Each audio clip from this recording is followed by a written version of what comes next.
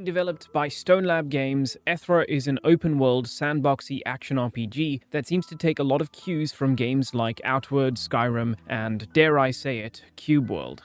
You start in a tiny village where you wake up and your little companion creature named Vale tells you there have been dangerous fluctuations of EthrA and the village elder is waiting on you to investigate. EthrA, named after the game, is basically this world's name for magic, and Vale is essentially your magic staff. I want to emphasize that EthrA is pretty early in development and almost all of what I talk about in this video is subject to change. This little village acts as a tutorial section. In it, you'll learn the basics of combat, learn how to fish, chop trees, mine ore, and craft items and equipment. Now the thing about EthrA is that you can skip pretty much all of this and just immediately leave town and go on your merry way. However, I do recommend milking the town dry of quests because combat, while not as challenging as something like Outward, is still going to kick your butt if you're underleveled or underprepared.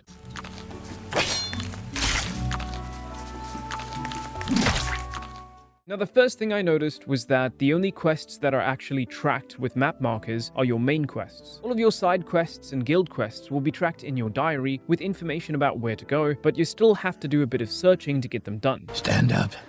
There you go. You were dreaming. What's your name? The side quests aren't anything mind-blowing. You'll be hunting down missing children or finding a lost caravan, and guild quests are called errands, where you are basically just collecting certain materials or killing a certain amount of a specific monster. These quests do, however, provide you with gold that you'll desperately need because equipment is quite pricey. Shut up and take my money! Combat and exploration are the meat and potatoes of EthrA. You can't explore without being able to hold your own against the various creatures and bandits populating the world. Fighting enemies is fairly simple, with a standard attack, a sprinting attack, and a charged heavy attack. The complexity comes from locking onto your opponents, balancing stamina while managing placement, using two different types of dodges, and blocking or parrying your enemies. Initially, I thought EthrA was a Souls-like, but I quickly realized it has more in common with The Legend of Zelda and Outward than Dark Souls. The two types of dodges are a dodge roll and a step dodge. The dodge roll will move you further, but I'm fairly certain it uses more stamina and it might not have iframes. The step dodge is quicker, uses less stamina, and will allow you to dodge through enemy attacks. Just a quick little intermission here. This is false. I looked it up and apparently EthrA has exactly 0 iframes. So it's a lot more like Outward than I thought. Blocking attacks will eliminate all damage, but you'll drain your stamina, and once that's gone, you'll be immobile for a short amount of time, opening you up to enemy attacks. You can circumvent this by timing your block just before the enemy hit lands, which will stun them and allow you to counterattack with a big hit.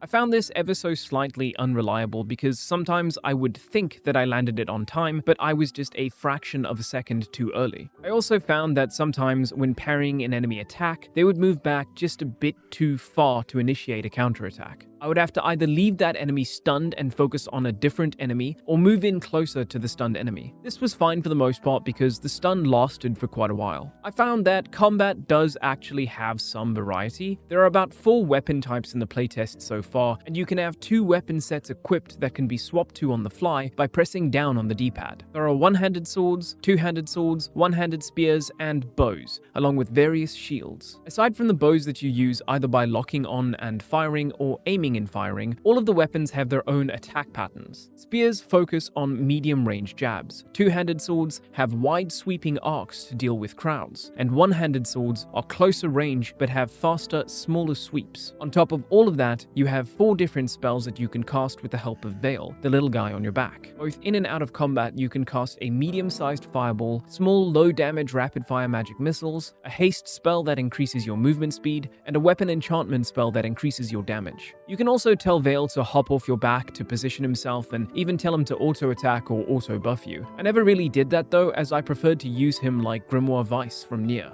Vice, you dumbass! In general, I enjoyed the combat, but it's not for the faint of heart and does take a bit of adjusting due to the aforementioned quirks. I found most weapons were a bit too slow for my liking, and the lack of a dagger-type weapon made that more apparent. It's at odds with the fact that you can actually sneak by pressing the left stick in. However, I kind of forgot about that, and the one time I tried to sneak up on a skeleton, he managed to hear me regardless.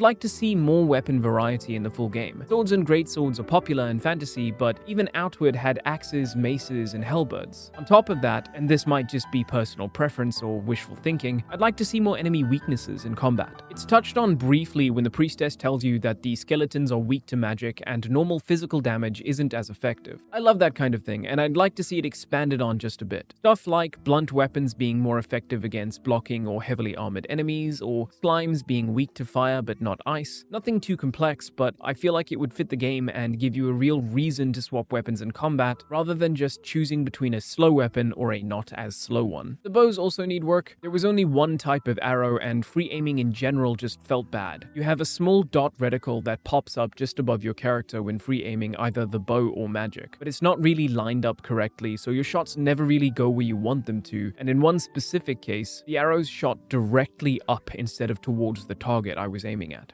I have to go now. My planet needs me. Magic wasn't as bad and tended to go where I wanted it to, but it was still odd having the reticle just above your character instead of off on the side. On the topic of magic, I did feel like it was a little bit limited. With only 4 spells that couldn't be customized and no additional spells to unlock, I found myself primarily just spamming the fireball in combat or forgetting about spells entirely. I tried the magic missiles, but they did such a low amount of damage and only interrupted your enemies a bit, and the weapon enchantment was useful but was visually boring with no actual effect on the weapon itself. Just a damage buff and an aura around your character. This might be due to the early development of the game, but I'd like to see more variety in the magic. Maybe more spells in general that you can slot in and out of Vale's magic wheel. If the devs don't plan on adding more magic, then it makes sense why you can set it to auto-cast, but then Vale would need more personality and control during combat, at least more than attack my target, attack other targets, and offensive or defensive modes. In my opinion, exploration is where this game truly shines, but it's not without its caveats. Simply walking around, seeing the sights, picking herbs and berries, finding ore to mine, stumbling upon a hidden waterfall cave, finding a new fishing spot, and encountering a bandit camp are all an absolute joy, accompanied by some beautiful polygonal graphics and some world-class sound design.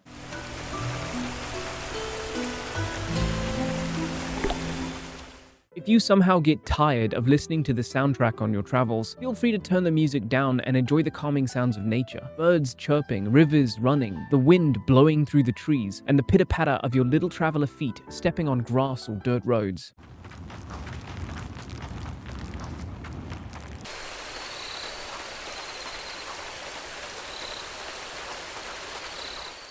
And there are really no shortage of roads to pitter-patter on. You need to go speak to the village elder about magical fluctuations? Sure, but only after I investigate the road that leads up the mountain, or catch this strange-looking fish I saw in the river and, oh, look at that, a random cave just slightly off the beaten path. It really sells the adventurous aspect of EthrA. The first time you clear that bandit camp, open up the gate, and get a distant view of the town you're supposed to be heading to, obscured ever so slightly by fog, is a truly magical experience, only to immediately get distracted by a fork in the road and an interesting looking building in the distance. It's not all chirping birds and running rivers though. Like I said, there are caveats. To start with, most of those forks in the road primarily lead to a handful of enemies. That dungeon I mentioned, unfortunately it's locked with no way to get in, and most interiors that aren't a part of the village are either locked, empty, or inaccessible. There are some chests dotted around the world. On the rare occasion that you do find equipment, it's usually just one step up from what you have now, and the lack of weapon variety means you won't really be stumbling upon some new exciting type of weapon to try out. It's not all bad. Towards the end of the playtest, in the graveyard looking area, if you keep your eyes open, you can find 2 chests that hold thorn boots and a thorn chestplate. Most of your equipment will be obtained either through buying them from merchants or crafting them at a blacksmith. Speaking of crafting, there are 2 ways to craft in EthrA. You can either craft out in the field from your inventory, or you can bring your materials to a blacksmith or herbalist and craft there. Crafting on the field is limited. You can make basic things like arrows and small potions for your health and mana. I found mana potions useless because Vale's mana recovers so quickly, but I can see how it might be useful in certain fights with skeletons. If you take your materials to a blacksmith or herbalist, you get access to a whole bunch of different crafting recipes for potions, armor, and weapons. It's nothing groundbreaking, but it does make sense. However, and this might just be me, actually gathering those materials kind of sucks. The devs have done the Breath of the Wild thing where in order to chop trees you have to hit them, and in order to mine ore you just hit it with your sword or spear. The trees might make sense, but once you've chopped the tree, you have to wait far too long for the tree to actually fall.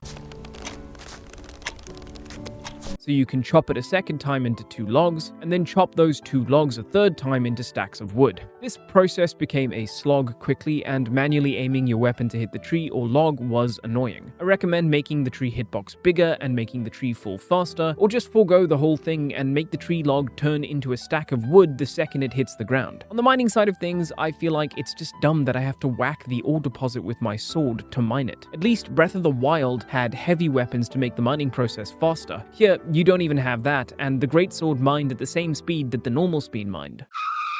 What?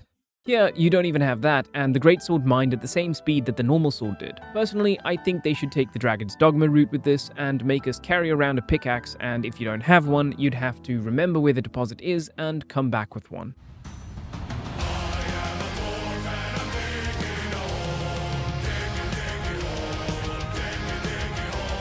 This is all nothing compared to the gravest sin that this game commits. There is no cooking in EthrA. There are a few campsites that you can find on your travels that hold a tent for you to sleep in, a post box to save with, and a chest to store unnecessary equipment or materials that you don't want to sell. There's a beautiful campfire with a pot hanging just above it that you can't use. It's just for decoration. This is terrible because there are so many fish to catch and berries to pick, but what do you do with them? Eating does have a mechanic in the game though, because much like Outward, if you travel for a time without eating, your stamina will begin to get burnt and won't recover past a certain point until you eat some food. Not being able to cook kind of took me out of the whole adventuring aspect of the game. It doesn't need to be as extravagant as Monster Hunter or Dragon's Dogma 2, or as customizable as Breath of the Wild. Just let me throw some meat in a stew or toast some fish over the fire. On a similar topic, aside from fish, there are actually no animals in EthrA. You might be able to hear birds chirping during the day and crickets creaking at night, but there's nary a rabbit hopping around nor a deer grazing on the grass. If StoneLab Games add cooking and fauna to EthrA, and maybe add at least like a 2-player co-op thing, they can have my firstborn. EthrA is shaping up to be a truly fantastic experience, and if they manage to fix the problems I mentioned in this video, it can go from something I might play for a bit to something I'll keep coming back to. But that's enough from me. If you like these types of videos, please